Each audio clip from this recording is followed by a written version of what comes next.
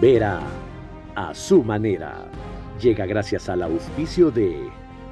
Juntos, nada nos detiene. Banco Bolivariano, contigo. Por eso hoy cumplimos orgullosamente 40 años haciendo las cosas bien. El momento es ahora. Telconet Latam.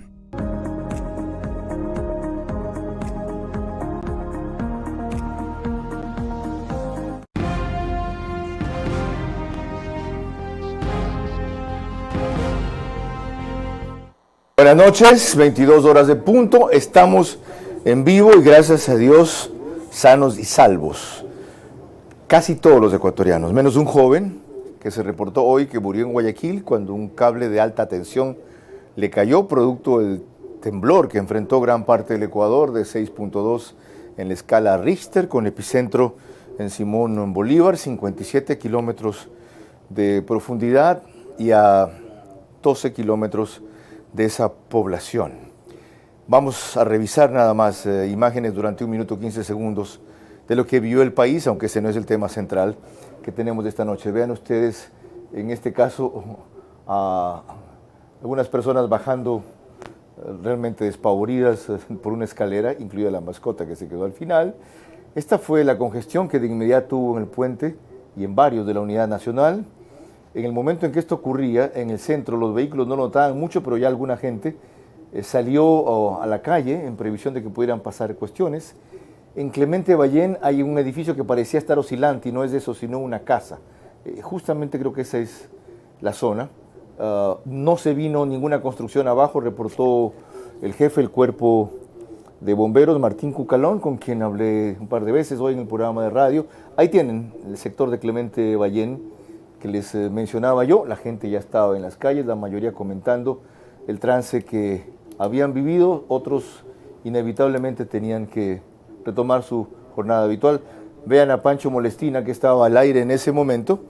Teníamos más imágenes de Pancho y tuvo en ese momento que retirarse. Bueno, el tema de hoy puede provocar también un temblor de mayor magnitud. Tiene que ver con el asunto número 1 que empezaron a tratar las mesas técnicas y es el subsidio a los combustibles, mejor dicho, la focalización de ese subsidio a los combustibles. Algo tratamos hace 2 días, cuando estuvo el gerente general de Petroecuador. Otro avance en este asunto crucial vamos a tratar en los próximos 60 minutos.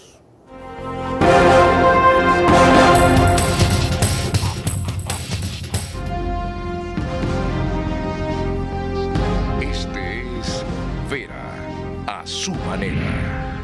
Un comunicador que desde 1975 ha sacudido la televisión con formatos y estilos polémicos, sin ocultar sus simpatías ni jactarse de objetividad, pues el periodismo de opinión siempre asume una posición. Bienvenidos a coincidir o discrepar con Vera a su manera. Opinión con propósito. Democracia.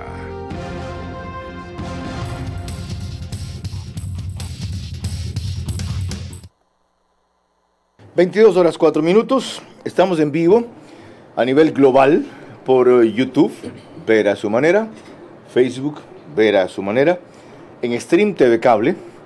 Llegamos a través de canal 15 Vito TVO y para quienes prefieren señal de alta definición HD, canal 709.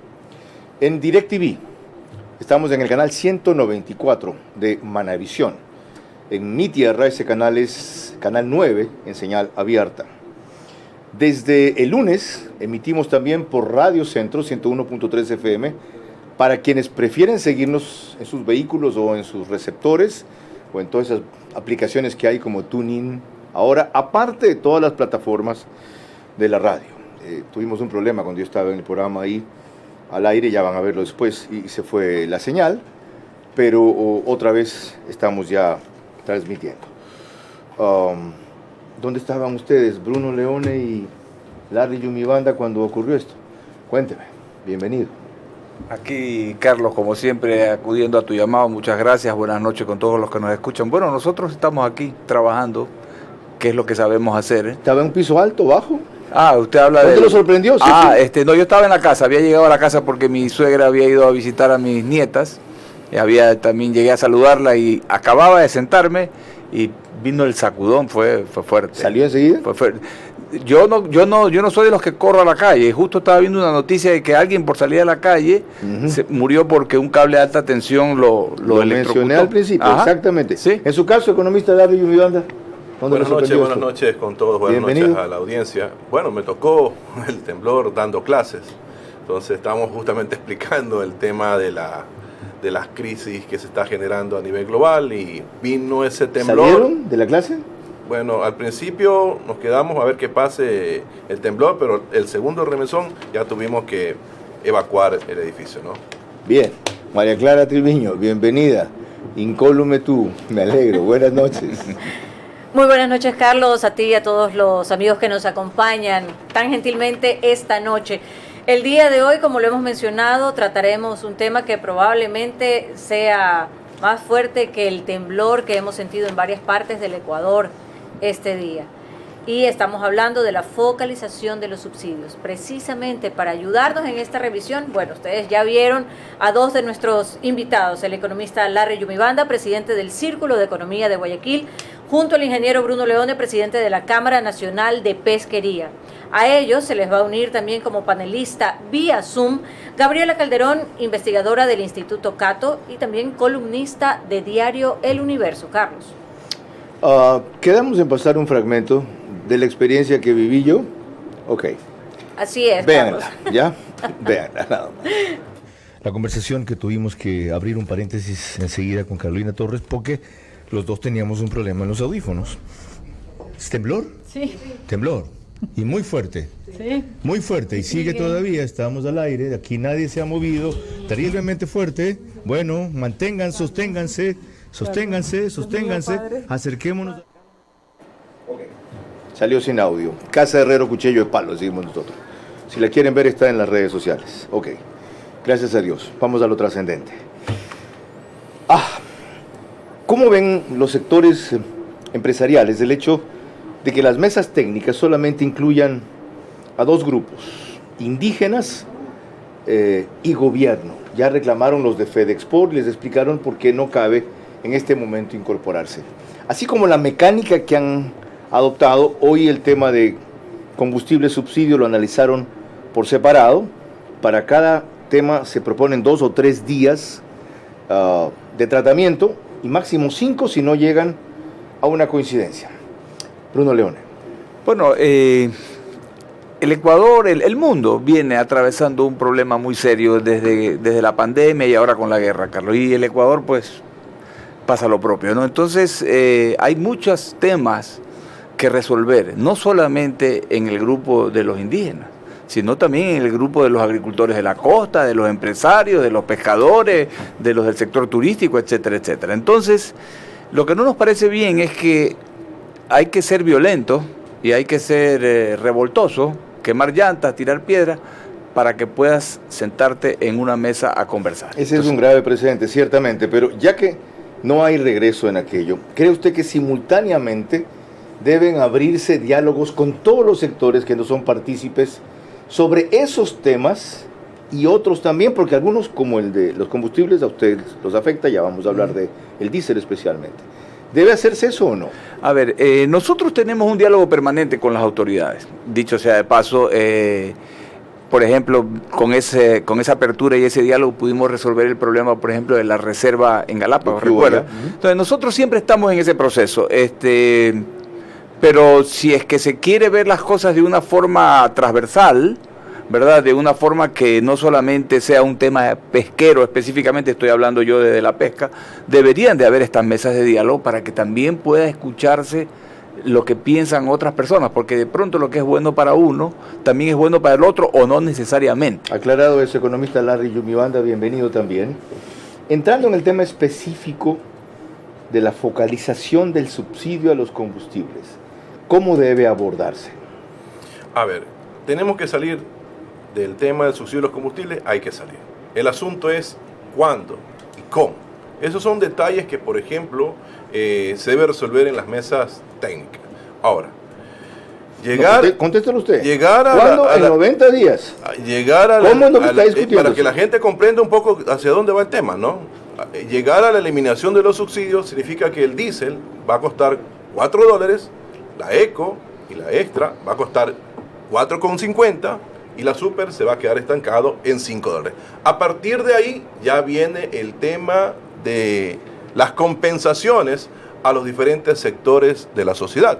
Entonces hay que tener mucho cuidado con eso porque cualquier mala maniobra que haga el gobierno puede generar una hecatombe social porque se podría encarecer el costo de vida del país. Usted dijo, ojo con el cuándo. Yo le dije el cuándo tiene ya un límite para tener un pronunciamiento. 90 días. ¿Por qué usted sigue preguntando de cuándo? El tema es que escucho al ministro de Energía en un canal de televisión que dice que eso lo pueden resolver en 90 días hasta un año. Okay. Entonces, ese es un tema que también debe estar tratado en el tema de la mesa de trabajo. Sí, Bruno. Yo tengo un punto de vista al respecto. Yo creo que no hay que hacer nada con los combustibles, hay que dejarlos en los niveles que están. Fíjese usted, Carlos, el Ecuador... ¿En serio? Sí, señor. ¿Usted coincide con ISA? A ver, sí. Y a partir de ese precio, bajarlo más a quienes se quiere subsidiar. Le voy a decir por qué, Carlos. Ecuador no tiene herramientas que tienen otros países para ayudar a sus sectores productivos. Por ejemplo, en el caso de la moneda, nosotros no tenemos herramientas de política monetaria, nosotros no tenemos la posibilidad de ponerle billete a la economía. Hay un precio en la economía que es la tasa de interés. Larry, justo antes conversábamos un poco del tema. En Japón la tasa por 20 años es negativa. En este momento en Europa la tasa es 0. En Estados Unidos 1%. En Corea 1,5%. Entonces, aquí, ¿sabe cuánto es la tasa? Después del problema de la revuelta de los 18 días, subió el riesgo país. La tasa preferencial para el que la puede conseguir, 8.60. Una persona de mi oficina trató de sacar un crédito quirografario en el seguro. ¿Sabe cuánto es la tasa que le quieren cobrar? 12,37. Me ha sorprendido usted. Enseguida exploraremos de eso. Sí, y entonces... Eso tiene que ver con el cómo, que es lo que vamos a discutir ahora. Ya verá cuando escuche a Gabriela Calderón, si es que reitera lo que le leí en El Universo sobre descentralizar su subsidio. Pero sigamos con un aporte del día, noticioso, y enseguida retomamos esto. María Clara, tengo que pensar bien en el nombre que les digo, porque como ambas son María, pero una es Clara y la otra es Elisa, cuando me equivoco, María Clara Triviño, por favor. Muchas gracias. El tema del subsidio de combustibles, o más bien la focalización, es precisamente lo que se está discutiendo y se lo ha hecho de manera separada. Así lo reportó precisamente el noticiero de TC Televisión. A continuación. Este jueves los sectores sociales y autoridades del gobierno se reunieron por separado para el análisis de las propuestas. La mesa de subsidio con Leonidas Issa a la cabeza se reunió en la CONAIE, a puerta cerrada. Iniciaron por la revisión de la propuesta del gobierno para la focalización de los combustibles. O sea, todavía está en discusión, no es un borrador que se ha presentado, es un proyecto piloto que piensan implementar en algunas provincias a través de los dispensarios de Petroecuador. Pero además este sector tiene otras propuestas, como la focalización de los autos de alta gama a quienes no se les debería subsidiar. Hay que incorporarle un TAP al vehículo y con eso cuando se aproxime a las gasolineras ya le marca y dice usted no puede ser usuario, por ejemplo, de gasolina extra.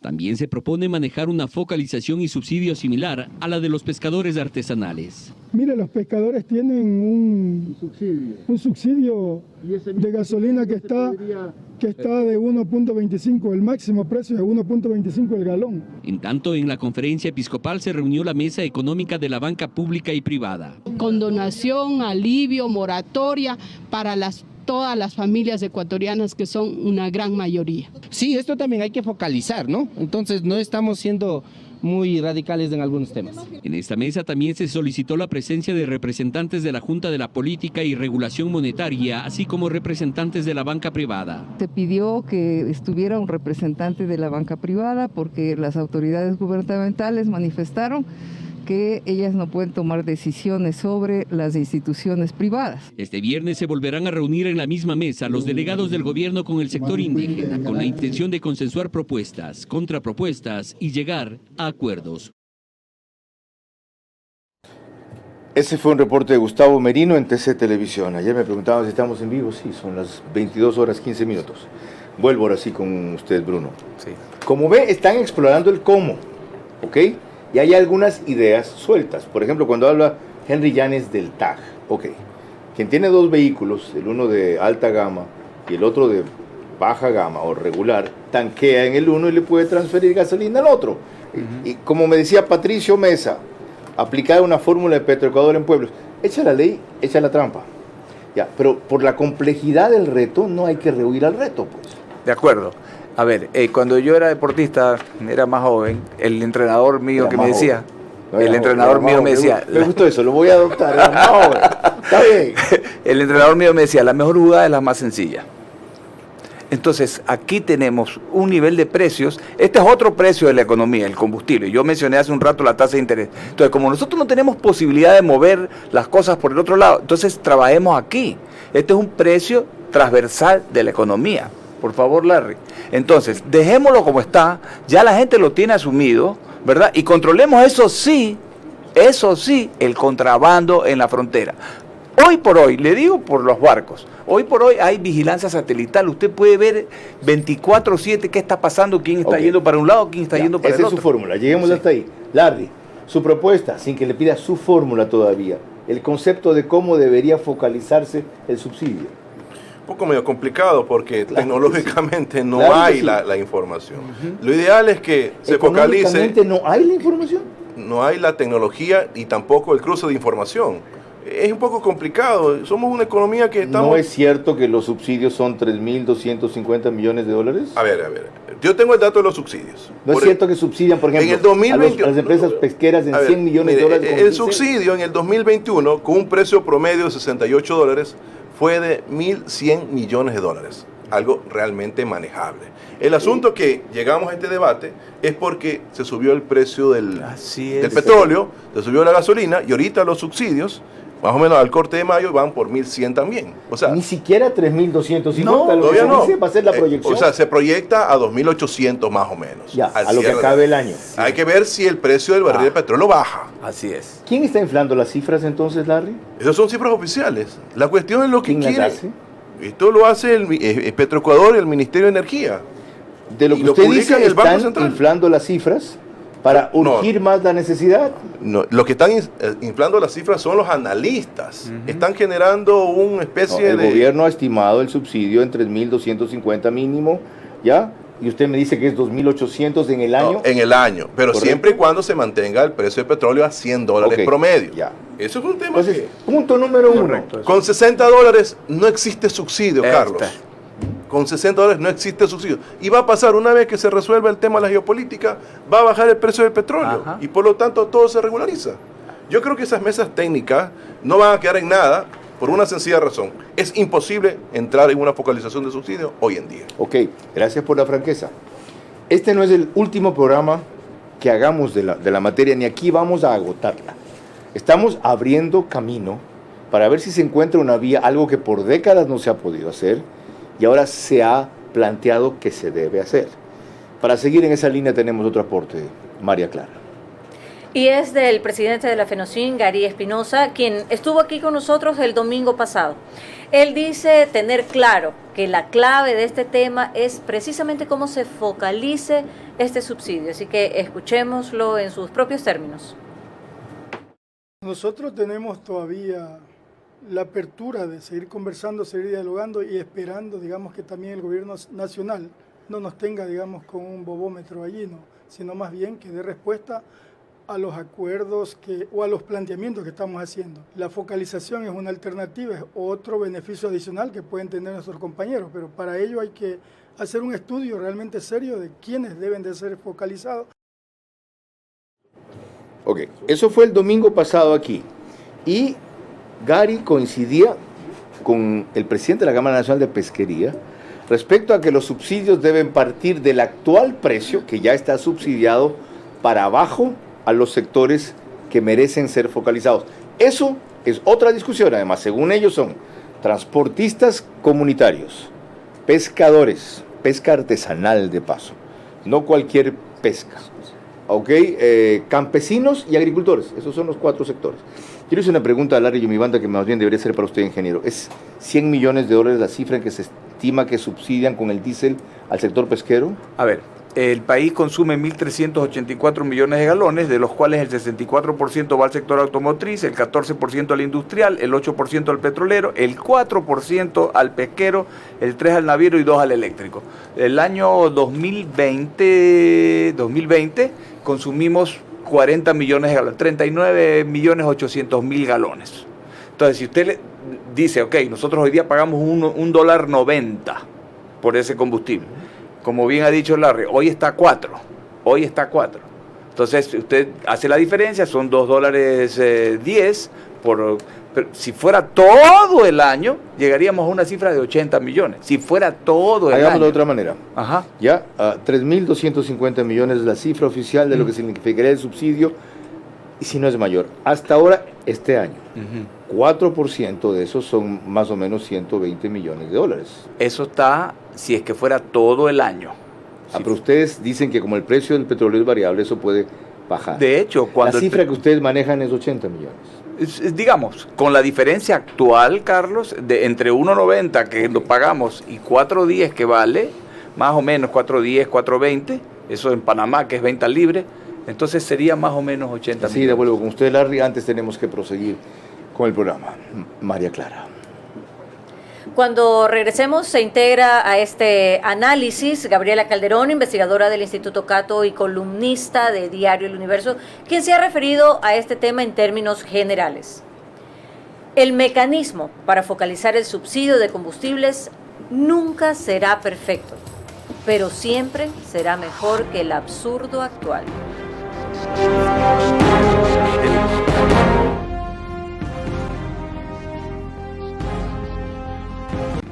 Seguimos con Vera a su manera.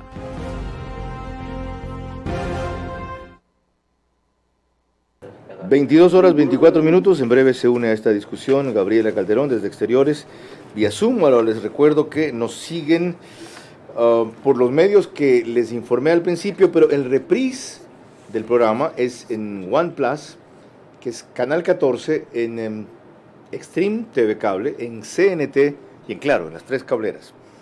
El programa se sube enseguida, queda colgado, como dicen ahora. Colgado es eso para mí, ahora no.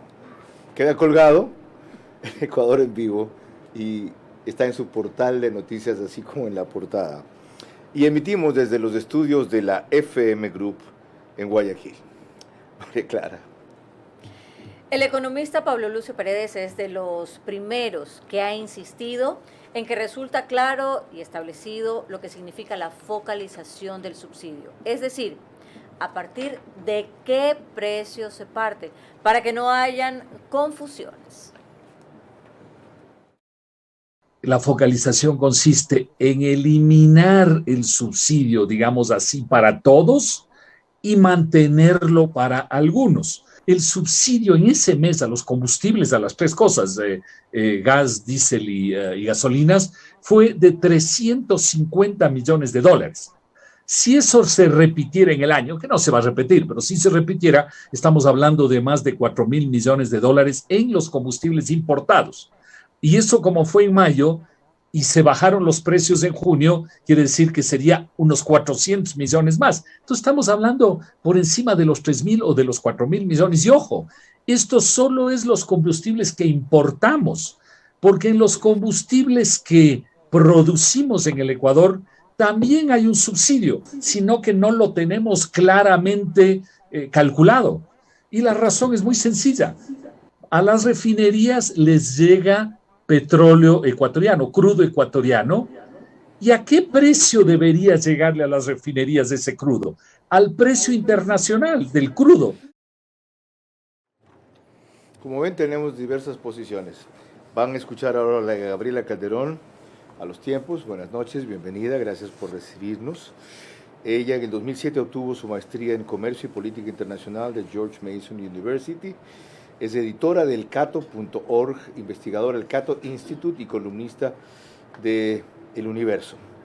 Leí en su artículo Descentralizar los subsidios una propuesta muy sugestiva que quisiera que nos explique. Dice en lo principal, el gobierno central continuará gastando lo acordado, que se espera llegue a 3.214 millones por el subsidio en el 2022. Supongamos, añade Gabriela Calderón, que en el Cantón Guayaquil y los municipios aledaños se podrían unir a esa iniciativa, consumen un 25% de ese subsidio. Eso equivale a 803 millones de dólares. Los habitantes de estos cantones realmente prefieren gastar 803 millones, supera el total del presupuesto de Guayaquil del 2022, que es 782 millones, en un subsidio regresivo o destinarlo a proyectos de obras locales de infraestructura. ¿Qué es lo que nos está diciendo?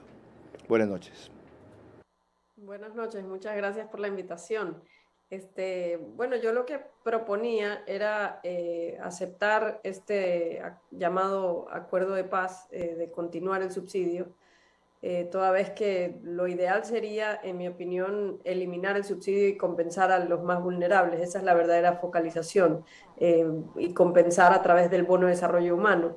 Pero dado que no hay un consenso nacional en torno a eso, y eso se intentó en octubre de 2019, eso no tenemos que dejarlo a un lado. Entonces, dado que eso no se puede, una segunda o tercera mejor opción es descentralizar el tema de los subsidios para reducir la escala del conflicto social, de tal manera que las personas que quieran mantenerlo lo puedan mantener en sus comunidades, y aquellos que prefieran gastar esos recursos escasos y valiosos en otras obras de infraestructura local que mejoren los servicios públicos para los ciudadanos tengan esa opción. Y bueno, aquellos que quieran convencer a sus ciudadanos, ya sea dentro del proceso político o mediante estos cuestionables métodos violentos, pues lo tendrían que hacer con sus autoridades locales, ya no amenazando la estabilidad del gobierno nacional. Eso es lo que me parece que es muy prometedor de esta alternativa.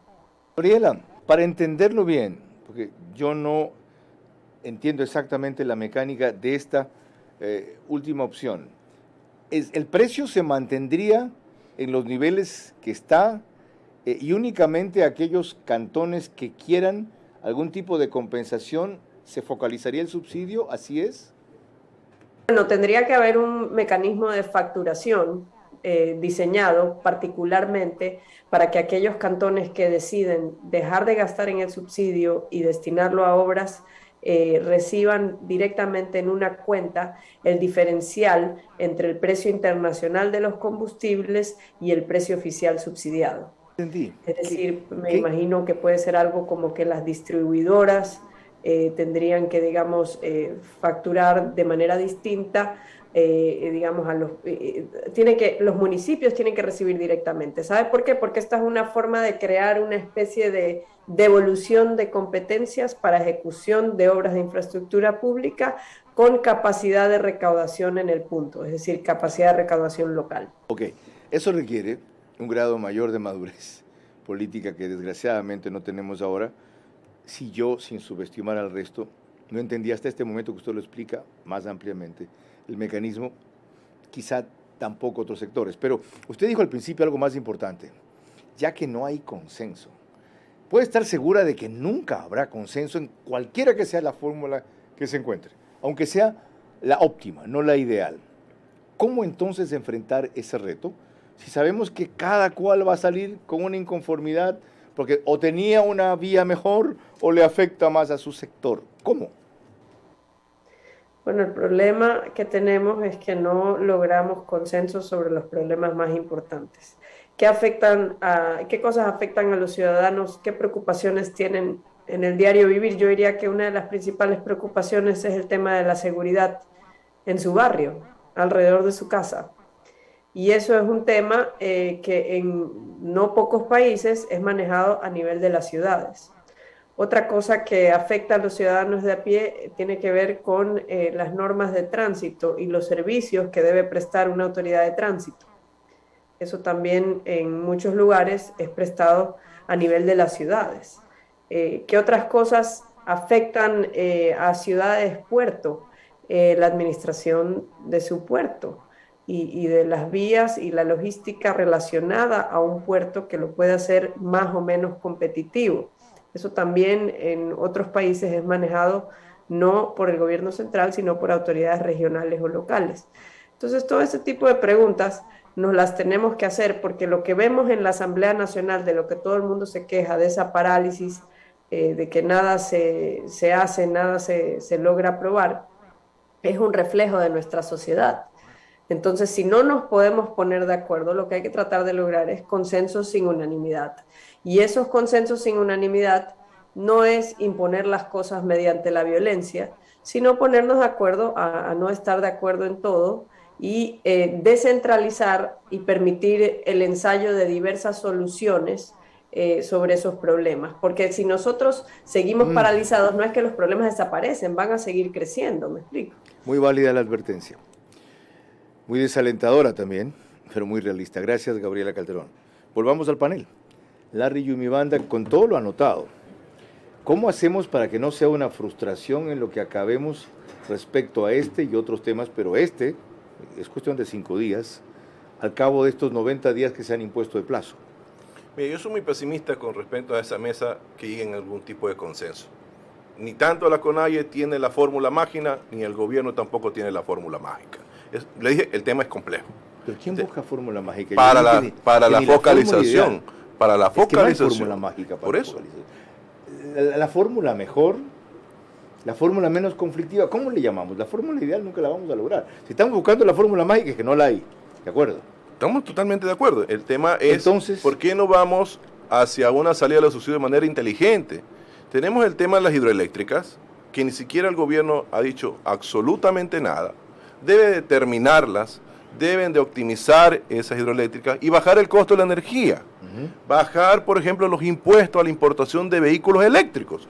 Más bien, hay ICE para los vehículos eléctricos. Entonces, mientras no se tomen esas decisiones, jamás vamos a salir de los subsidios. Aquí estamos viendo una cosa muy importante.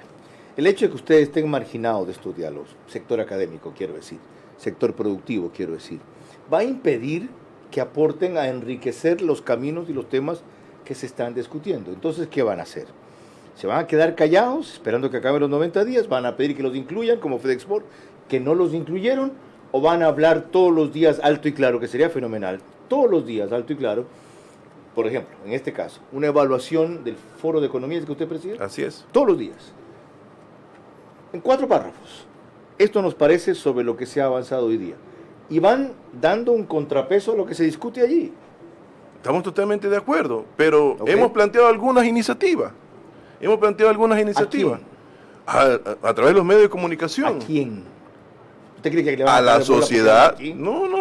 ¿Le han hecho ustedes un estudio? Y obviamente también con los diferentes movimientos sociales hemos llegado, inclusive en algunos temas, a consolidar que, por ejemplo, no se siga vulnerando los derechos, por ejemplo, los trabajadores. Ya. ¿Y cómo le responden cuando plantea esas iniciativas en el gobierno?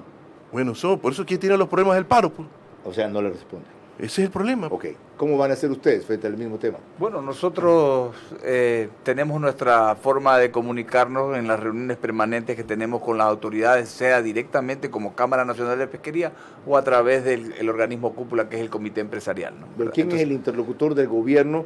Nosotros con nuestro ministro, que es el economista Julio José Prado. El de la producción, sí, ¿okay? Con él hemos hablado con el viceministro Andrés Arens. Hoy casualmente él estaba pidiéndonos algún tipo de información para ellos también, me imagino, armar sobre esto. escenario. ¿Qué input le van a dar?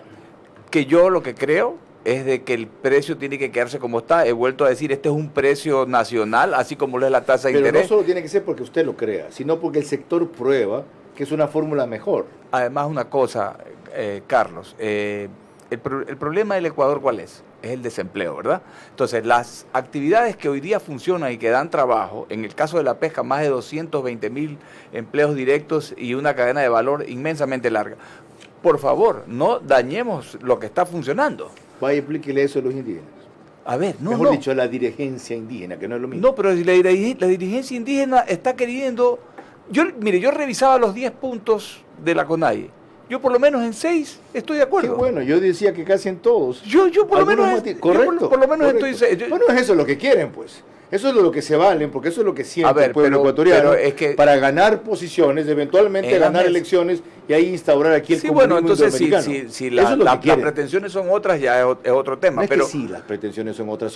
Bueno, entonces ahí es difícil conversar, pero yo estoy hablando en buena onda, de buena fe, poniendo las cosas sobre la mesa, ¿verdad? Entonces, en el combustible esto es lo que hay. No puedo más porque esto cuesta X, ¿verdad? Pero sí te puedo dar un crédito, ¿verdad? Al X% a tantos años para que produzca, te puedo apoyar con la... Yumibanda, ¿cómo van a hacer para que tomen en cuenta los puntos de vista de la academia? ¿Cómo van a hacer para que tomen en cuenta los suyos? Bueno, nosotros vamos ¿Ustedes no van a hacer paro? ¿Cómo van a hacer? No, nosotros no vamos a hacer paro. Nosotros tenemos que trabajar. Nosotros vamos a insistir en el diálogo y hemos pedido ser... ¿En el diálogo con quién? ¿Con el gobierno? Con el gobierno y queremos ser parte de las mesas. No pueden ser ahorita. Queremos ser parte. Que solo sean entonces habrá que hablar. Entonces yo también podría decir, bueno, armemos una ronda de mesas de diálogo con los pescadores. Yo tengo contacto con los pescadores artesanales y ellos me han dicho, nosotros lamentablemente no nos escuchan, ayúdenos usted a que nos reciban. Lo que hay que hacer es armar diálogos con todos los otros sectores del país que no están involucrados en estos temas, que nos afectan a nosotros también. De acuerdo. Y decir, señores, nosotros lo vemos así. De acuerdo, Carlos. Eso es lo que pero peleando y quemando y rompiendo no llegamos a ningún lado. Absolutamente. Qué apasionante. Y les dije, no es el último programa que hacemos sobre esto. Hablamos de esto el martes con el gerente general de Petroecuador y seguiremos, así como el federalismo es un tema que aquí yo voy a tomar y no voy a aflojar. Eso va a tomar 2 años, por lo menos, madurar, ni siquiera decidir. María Elisa. María Clara. Ay, Dios, ¿ya ves? Ay, Dios. Fue a propósito. Así es, eso creo yo también que es a propósito. Tienes razón, ya, dale. Me acostumbro con una 3 días y después me desacostumbro con otra 3 días, perdón. Está bien. Cuando regresemos, la primera plana de los diarios correspondientes al día de mañana y tendremos también el aporte del gerente general de Petroecuador, Ítalo Cedeño. El mecanismo para focalizar el subsidio de combustibles nunca será perfecto, pero siempre será mejor que el absurdo actual.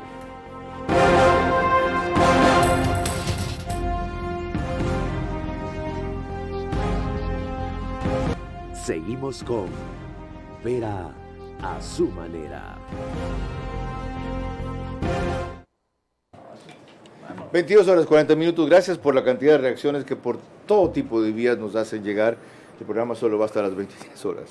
No lo puedo extender indefinidamente. Peleamos contra el sueño, por un lado, contra novelas turcas, por otro lado, y contra pornografía también, así que es la competencia difícil.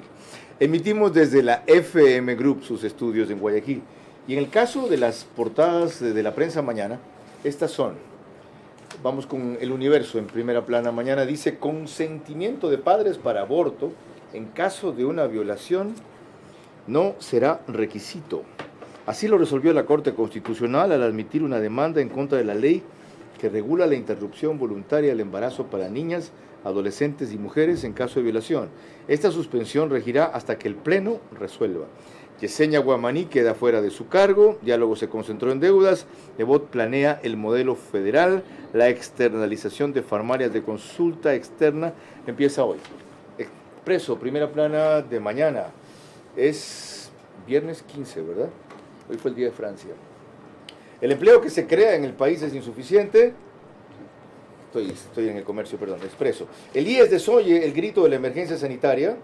Un sismo que recordó al del 2016, la mayoría legislativa se deshizo de Guamaní, más bajas civiles en otro ataque ruso a Ucrania, mendigan su compensación, esto es increíble. Y Vargas, un oro forjado en 6 años.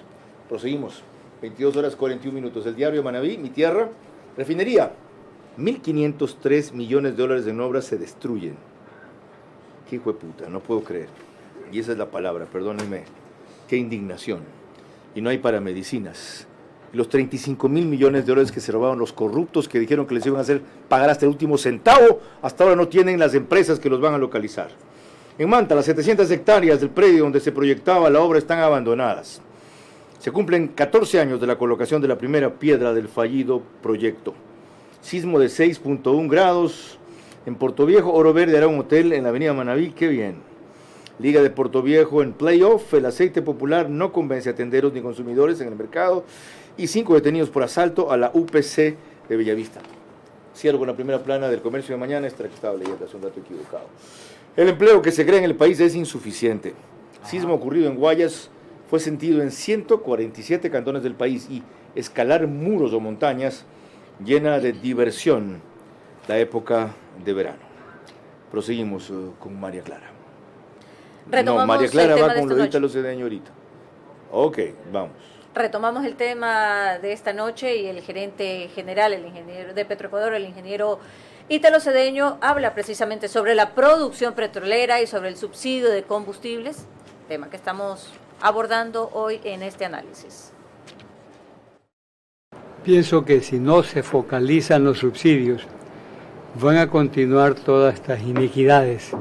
Es decir, que gente que no merece subsidio está siendo subsidiada. Y aquí se aplica una ley que se llama la de Pareto. El 20% de la población recibe el 80% del subsidio. Y el 80% de la población recibe apenas el 20% de los subsidios. Por lo tanto, tenemos que focalizar para darle el subsidio verdaderamente a quien lo merece. Ok, ahí tiene usted la posición oficial expresada en el pronunciamiento del gerente general de Petroecuador. Y nos lleva eso a otra clave. ¿Quién merece recibir la focalización del subsidio, economista Larry Yumibanta? A ver, lo anunciado por el gerente general es lo mismo que estamos hablando aquí. Todo el mundo dice hay que focalizar, todo el mundo coincide con eso. El tema es el mecanismo. Pero él habla, ya distingue, pero él distingue el mecanismo. ¿Quién merece? No todo el mundo merece. Bueno, ¿quién cree usted que merece? ¿Cuál es el criterio evaluador para eso? A ver, merece, por ejemplo, las personas de escasos recursos que, por ejemplo, de alguna otra forma, en caso de que se llegue a generar una subida del precio de la transportación urbana, se pueda mitigar el impacto, porque eso va a pasar, se sube el diésel. ¿Ok? Entonces, ahora ¿Se puede mitigar el impacto cómo? Entregándole un aumento de recursos a la población, de escasos recursos, lo que usa, a través de lo que es el subsidio a la demanda, no a la oferta, a la demanda, el ciudadano. Ahora, si quieren utilizar... No a la población, porque si bien la mayoría de la población de escasos recursos utiliza transporte público, hay un sector medio que también lo utiliza y no es de escasos Ese de ahí es el que va a sufrir prácticamente toda la fuerza de la eliminación. Exactamente. No van a entrar dentro de la focalización del subsidio. De la clase santa. Acuérdese que también a esa clase media le subieron los impuestos. Ok. Entonces usted discrepa con lo que la CONAIE planteaba, de que en el caso de transporte, la eliminación del subsidio sea solo para transporte comunitario. Cuando le pregunté aquí a Gary Espinosa, ¿qué es transporte comunitario? Aquellos que operan en las poblaciones y la ruralidad. Hay otro tema también, el asunto de la industria, que también usa diésel. Imagínense que estén utilizando a $4 el diésel. Van a disparar los costos de producción y los precios y van a afectar a toda la economía. Okay. Por eso que el tema de mantener de alguna otra forma el mecanismo, que sí coincido con Bruno, es un poco para, primero, salir del bache de este año atípico, que es un año en donde lastimosamente todas las economías están sufriendo los embates de la estanflación. Ya cuando salgamos de esto, bueno, se puede analizar, porque a lo mejor cuando el precio se regularice a $60, vamos a hacer una evaluación de cuánto es el subsidio. O sea, estamos decidiendo en función de la coyuntura para el futuro, sin que la coyuntura vaya a ser permanente, es lo que usted dice. Correcto. Eso sería un error. Correcto. Pero lastimosamente todas las economías están haciendo políticas de mitigación. Ok, Bruno Leone. Responde a la misma pregunta. Ya sé que usted no es partidario del subsidio, ya aclaró al principio en qué términos. Pero respondiendo a lo que planteaba el gerente de Petroecuador, hay que primero determinar quiénes merecen el subsidio.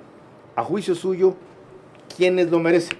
A ver, primero no estoy muy de acuerdo con la declaración del gerente de Petroecuador cuando dice que aquí se funciona la ley de Pareto, ¿no? Que el 20% se lleve el 80%, cuando yo he demostrado cómo está distribuido. Por lo menos en el diésel, el uso de este... Solo el 4% va al sector pesquero. Solo el 4%, okay. Así es. El 64, 69 va al sector automotriz y así sucesivamente. Entonces, ¿quiénes merecen, para mí, tener un precio de combustible, precio nacional? Toda la población. ¿Por qué? Porque en este país hay otras cosas que son demasiado caras. Vuelvo a decir, Ecuador no tiene las herramientas que tienen otros países para paliar la crisis. Entonces, si tenemos esta opción, usemos esta opción en beneficio de la gente. Si aplicamos opción, ¿sabe usted lo que pasaría? Si se eliminan los subsidios y toda la población tiene precios más altos de los combustibles. No, yo no digo más altos, yo digo que nos quedemos como estamos. Si nos quedamos en como están, Para algunos esto ya es inmanejable, aunque los pobres no son los mayores consumidores de combustibles, y menos los indígenas, a ellos, pero en ellos repercuten todos los servicios. Como dijo Larry, usuarios que usan combustible. Vamos por el lado de la demanda, apoyemos. Hay otros factores donde se puede ayudar: los bonos de desarrollo humano, los créditos a baja tasa de interés con buenos plazos, bajar, por ejemplo, la energía eléctrica. Hay otras cosas que intervienen en la vida de las personas. Carlos, se trata de que las personas puedan tener un buen... Por ejemplo, estoy con muchas ganas de ver cómo va a funcionar el tema de la receta electrónica para que la gente pueda tener medicinas, por ejemplo. Porque si yo de mi poco sueldo que tengo que salir a comprar unas medicinas que no existen, porque no hay nada más caro que lo que no existe. Entonces, hay que trabajar en varios frentes, no solamente fijarse en esto y obsesionarse por esto. Queda claro de lo que han dicho nuestros dos invitados, incluida Gabriela Calderón, que estamos forzados a discutir lo que la CONAIE le propuso al gobierno que se discuta, que a la vez el gobierno aceptó porque era el pago del rescate para ser liberado y no seguir sitiado como estaba. Pero una vez liberado, el secuestrado tiene opciones mejores de negociar con sus secuestradores, porque ya pagó el rescate.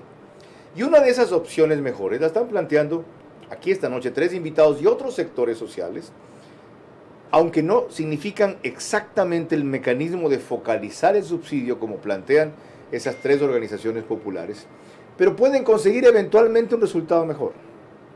¿Ustedes creen que entenderán? A juzgar por lo que le dijo Gary Espinosa aquí el domingo a mí, yo creo que él sí. No sé cuán sincero fue, lo conozco muy poco. Creo que el resto no. El resto tiene esta agenda para hacer sentir a la gente que los representa, conseguir apoyo, eventualmente tomarse el poder y luego instaurar aquí el comunismo indoamericano. No olvidemos eso.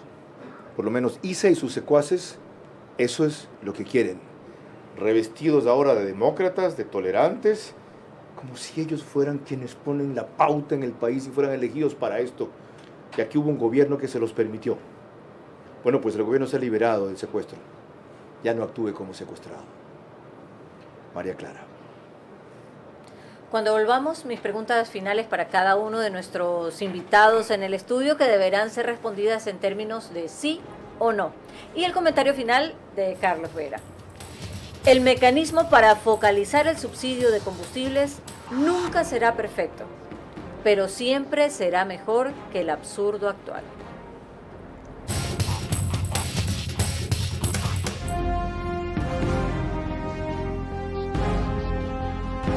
Seguimos con Vera a su manera.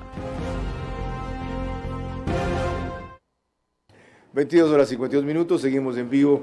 Este programa que empezó analizando la forma en que las mesas técnicas están manejando un tema y luego se ha circunscrito básicamente al primero y más conflictivo, que es el de la eliminación del subsidio a los combustibles. María Clara y María Elisa, las dos presentadoras o copresentadoras del espacio, me propusieron siempre cerrar de una manera distinta el bloque en el cual a ellas les tocaba preguntar. Ya le voy a explicar, María Clara, a ustedes y a los invitados en qué consiste aquello. Entonces, doy paso a eso. Adelante, María Clara. Gracias. Voy a comenzar por el economista Larry Yumibanda. Le voy a hacer, cada una de las preguntas serán 3 y usted me va a responder en términos de sí o no. Empezamos ahora. La primera pregunta, ¿solo el transporte comunitario debe tener subsidio de combustible? ¿Sí o no? No. ¿Ningún sector empresarial debe de tener subsidio de combustible? ¿Sí o no? Sí. La tercera pregunta y última, ¿la focalización del subsidio a los combustibles parte de subir los precios actuales al nivel real y de allí hacer rebajas? ¿Sí o no? Sí. Muchísimas gracias al economista Larry Yumibanda. Ahora vamos a proceder a hacer las 3 preguntas correspondientes para el ingeniero Bruno Leone, que le recuerdo también tiene que responder con un sí o con un no. La primera pregunta, si el atún entra con 0 arancel a Estados Unidos, ¿el sector atunero dejará de necesitar el subsidio, sí o no? No. ¿Su empresa se iría al Perú si son excluidas del subsidio a los combustibles las flotas pesqueras atuneras, sí o no? No. Y la tercera y última pregunta. Los indígenas no son los mayores consumidores de combustibles. A ellos les afecta el precio por los productos y servicios que reciben dependientes de eso, ¿sí o no? Sí. Muchísimas gracias a ambos. Carlos. Pido algunas precisiones de esto último que dijeron antes de darle paso a sus últimas reflexiones. ¿Por qué contestó usted no a María Clara cuando le preguntó que si logran que el atún entre con 0 aranceles en Estados Unidos ya no requerirán subsidio? Porque los 0 aranceles es para el comprador de allá, no es para nosotros. O sea... Larry, y en su caso, acláreme, cuando también María Clara le preguntaba si cree que ningún sector industrial debe ser, o productivo, debe ser subsidiado, ¿por qué es lo que usted respondió? A ver. ¿Se acuerda que respondió? Yo respondí que deben ser subsidiados. Usted respondió que deben ser subsidiados. Sí, correcto. Claro que deben ser subsidiados. ¿Por qué? Porque es lo que maneja la cadena de producción del país, pues. Y de eso determinan los precios de los alimentos. Entonces, si usted le quita el subsidio, va a disparar los precios de los alimentos y va a perjudicar al consumidor. Ok. Sus reflexiones finales sobre cualquier tema vinculado a lo que hemos tratado que ustedes quieran plantear y no he preguntado yo o no han podido incluir en el tiempo el que han dispuesto.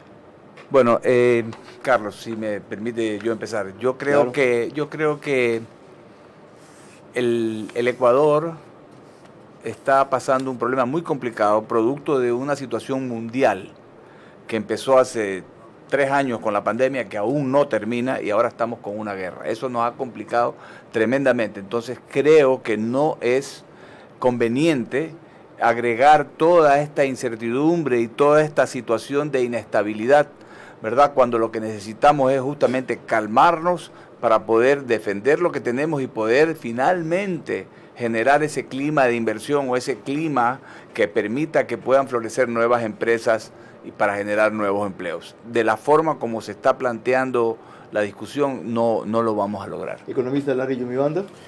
Yo creo que el gobierno tiene que apuntar a lo que ofreció en campaña. Hay algunos temas, no digo que lo que se está tratando ahorita no sea importante, es importante, pero hay temas que, por ejemplo, se han excluido de la agenda. Tema del Código Laboral, tema del Código de Inversiones, la zona franca oriental de exportación me parece es un puntal para el crecimiento y el desarrollo, el asunto del costo de la energía eléctrica, el tema de la revisión de las tasas de interés, el tema de alguna otra forma que nosotros hemos planteado aquí, la renegociación de la deuda con China. O sea, son múltiples acciones que de alguna otra forma van a permitir ese crecimiento económico, porque si solamente nos enfrancamos a lo que están en la mesa de diálogo, vamos a perder tiempo valioso. Señores, muchas gracias a ustedes por su presencia en vivo, sobre todo porque hayan sido tan concretos y precisos en las definiciones, nada discursivos y de mucho contenido. Quiero concluir dejando en claro una primera cosa en la que creo que vamos a convenir todos. 5 días de plazo para llegar a un acuerdo en esto, imposible. El tema es demasiado amplio y complejo, tiene demasiadas variables y variantes y muchas salidas que explorar como para que se hayan impuesto esa camisa de fuerza. Esa es la primera revisión que tienen que hacer. Al cabo de 5 días, si no se ha agotado, ¿qué? Ok, ¿cuánto se ha avanzado? Y una segunda ronda de negociaciones, sin meterme en la metodología que han acordado y escogido, para seguir explorando un segundo paso. También hay el riesgo que ad infinitum se prolonguen estas negociaciones, pero un peligro mayor es que en 5 días se acabe el plazo sagrado, de paso, para resolver algo que en 30 años no se ha podido resolver. Eso es irrealista, ambicioso y sobre todo peligroso. Esa es una trampa que han puesto algunas organizaciones sociales, esa pretensión. Aparte de que es excluyente de puntos de vista como los de esta noche y otros de otros sectores que, si se evalúan bien, pueden representar a la final mejor consecución del objetivo que se busca, que es el beneficio en general al aparato productivo sin perjuicio específico a ciertos sectores que ahora llaman vulnerables y que antes les llamábamos pobres. Primera cosa. Segunda cosa, hay posibilidad de conseguir lo mismo por otra vía. Aquí se ha explorado un par de opciones, pero como para no salirnos de la negociación, el objetivo es llegar a un sistema de focalización del subsidio a los combustibles. La segunda cosa que tiene que convenirse es de qué punto partimos. Del actual precio, mantenerlo, como dijo Bruno Leone, ya la población lo ha asimilado, no lo cambien. Así es. O del precio realista. Y recién a partir de ese, Larry y mi banda sería 4 más o menos las gasolinas, alguna cosa menos del diésel, 5 la super, y recién a partir de ese precio, bajarlo para los sectores donde se focalice. Bueno, esa es una definición crucial que tienen que hacer y frente a la cual la CONAIE ya dijo no. El subsidio parte en bajar de los precios ya actualmente subsidiados o reducidos. Y lo último, este siendo un tema urgente, créanme, no es el más importante. Hay dos. Uno se mencionó aquí. La gente que se muere o se agrava, porque hay criminales en el IES que no le pagan su plata a Solca, y hay otros en el Ministerio de Salud que no le pagan su plata a clínicas de diálisis, a clínicas privadas, que atienden lo que ellos no pueden, porque fueron tan demagogos en el caso del IES que de 2.800.000 afiliados pasaron a 8 millones sin que aporten 5 millones y medio. Eso es urgente. Esa tensión está matando a la gente. Lo que pasa es que aquí no hay legisladores que sepan interpelar a quien se debe. ¿Ya? Y se pasan queriendo joder al ministro del Interior, que los ha puesto en su sitio por primera vez en el tema de seguridad. ¿Y a quién tiene el gobierno y los ciudadanos que respaldar? Ya saben la clase de antecedentes que tiene el individuo que lo pretende enjuiciar políticamente. Y el otro, señores, seguridad. Una vez que se acabó el narcoparo, porque fue fallido, volvió el sicariato a Guayaquil a enseñorearse. Ya saben entonces quiénes estaban metidos y quiénes dieron una tregua porque se metieron en lo de Quito. Bueno, pues la propuesta no puede ser seguir repitiendo que porque hemos combatido más que nunca el narcotráfico, enfrentamos a un enemigo más poderoso y necesitamos ayuda de afuera. Eso es cierto. ¿Y hasta entonces qué? Quejarse menos y resolver más. María Clara. Les recordamos que el día de mañana tendremos una edición especial. Se trata de la entrevista al gerente general de Petroecuador, Ítalo Cedeño, hablando sobre producción petrolera y focalización de subsidio de combustible. El día domingo estaremos con un tema de enorme actualidad en vivo a las 22 horas y esperemos que no tengamos que hablar de otro sismo. Así que gracias por su gentil compañía, que descansen. Muy buenas noches. Vera a su manera. Llegó gracias al auspicio de... Juntos, nada nos detiene. Banco Bolivariano, contigo. Por eso hoy cumplimos orgullosamente 40 años haciendo las cosas bien. El momento es ahora. Telconet Latam.